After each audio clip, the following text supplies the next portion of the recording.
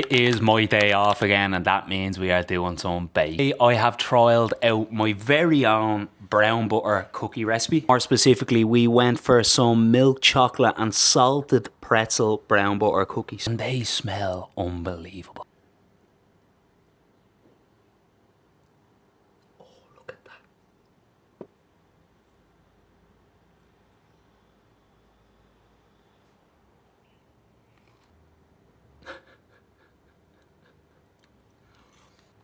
They're crunchy, they're chewy. What are we saying? No critique.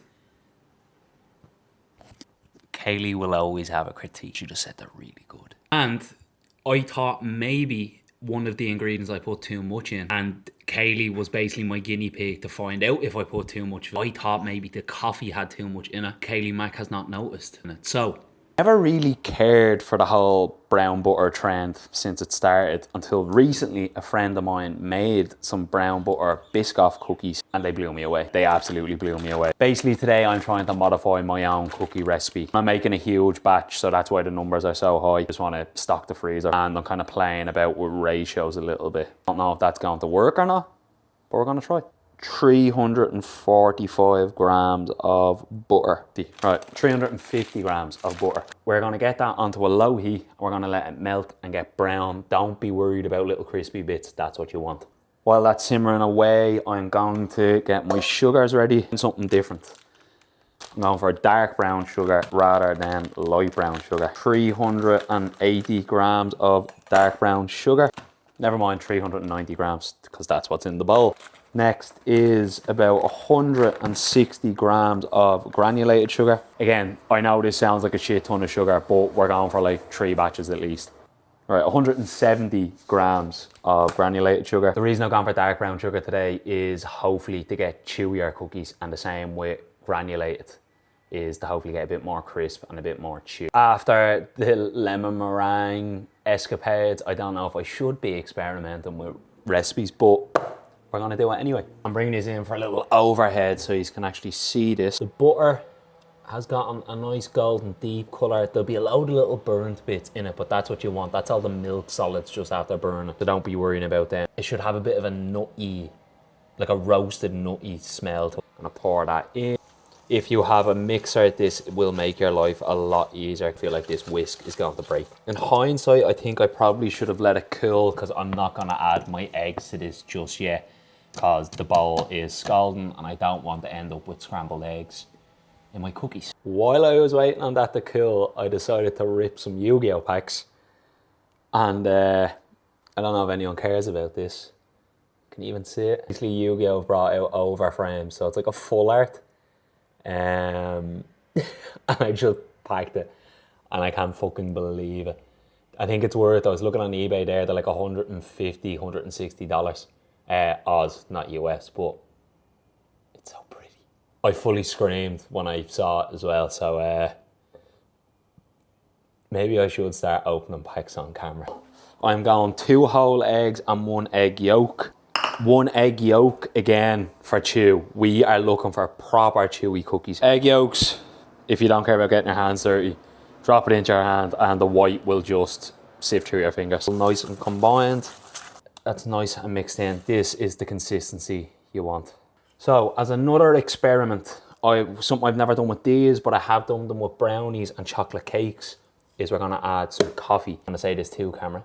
You will not taste the coffee. Coffee and chocolate really overlap when it comes to flavor profiles. So this should make the chocolate taste better. I'm gonna go with, you know what, I'll weigh it out just for the sake of specifics. Now the only thing I am worried about is this is a bit of a grainy one. Maybe a proper powdered one would be better.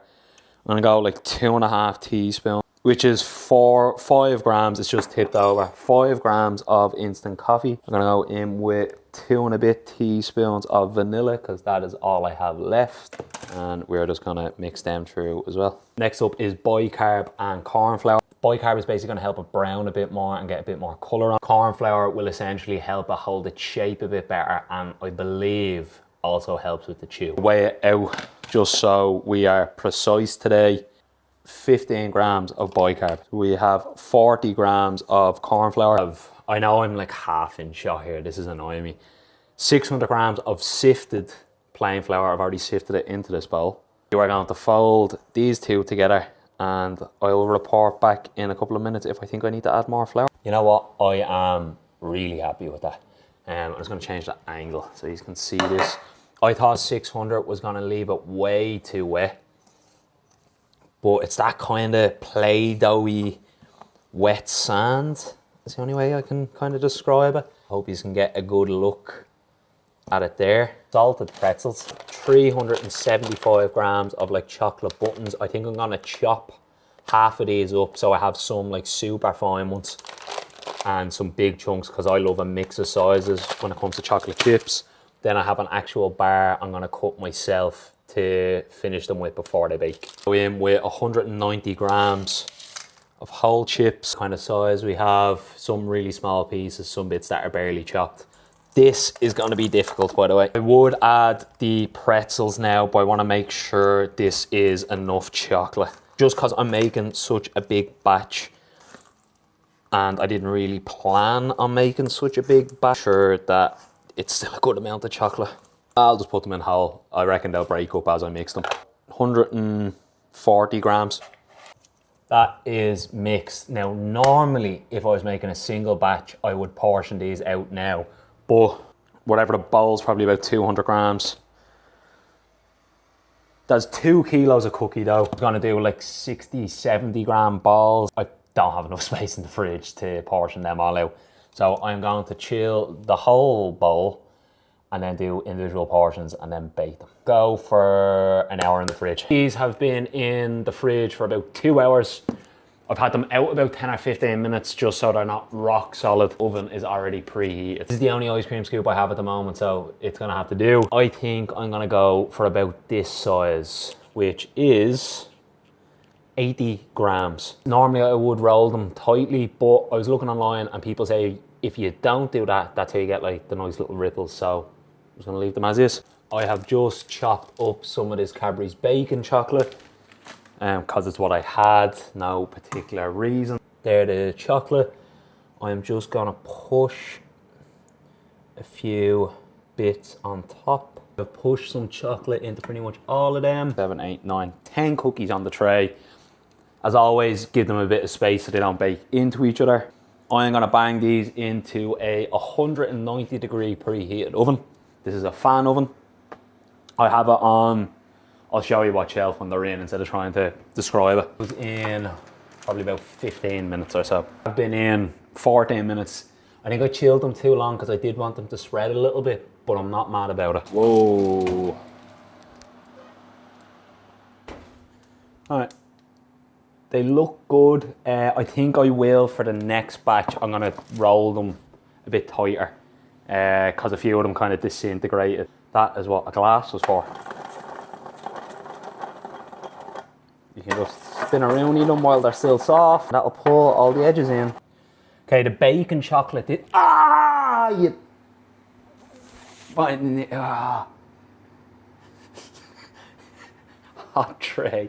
Yeah, chocolate over in Australia is real shit. Anti-melting agents in it. So the bits of the bacon chocolate I put on top are just still on top. They're not melted and gooey like I wanted them. So if you're in Oz, get better chocolate than I did. I'm gonna leave them for a couple of minutes, then I'm gonna put them on a wire rack to fully cool, well, or cool enough that they completely hold their shape and don't just disintegrate in my hands. Then the next batch I have here, I've tried to roll a bit tighter, but keeping a bit of a rough top on them. But that really hurt.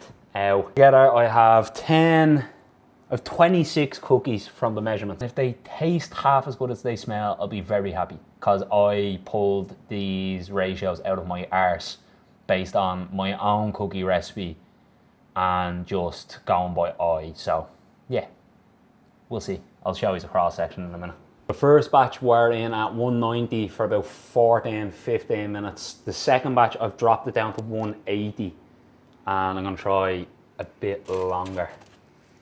So, hoping these ones spread a bit more because they've been out of the fridge longer. See, forgot to put extra chocolate on top. Doesn't matter, they're already in the oven, fuck it. Idiot. This set has been in the oven at 180 for about 15 or 16 minutes.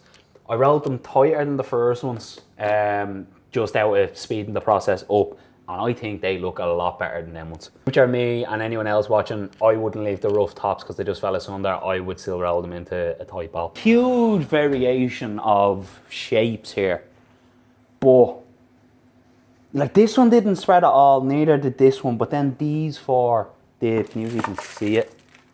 Yeah, like they spread a lot more than the ones closer to me. Oh, I'll show you what shelf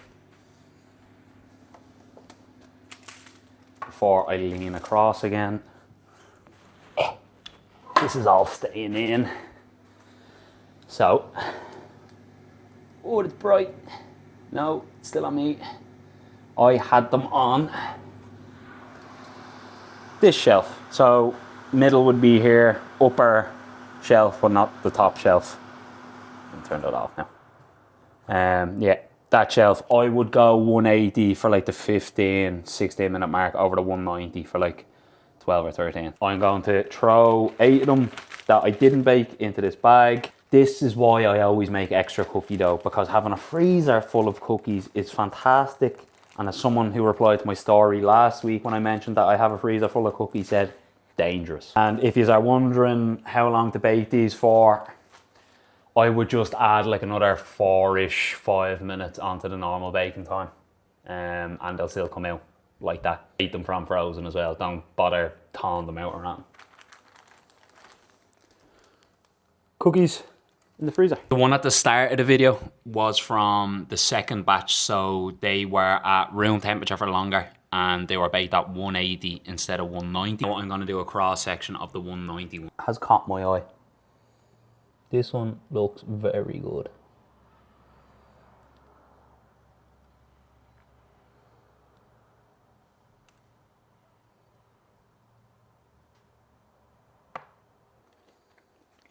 Good as well, but the 180.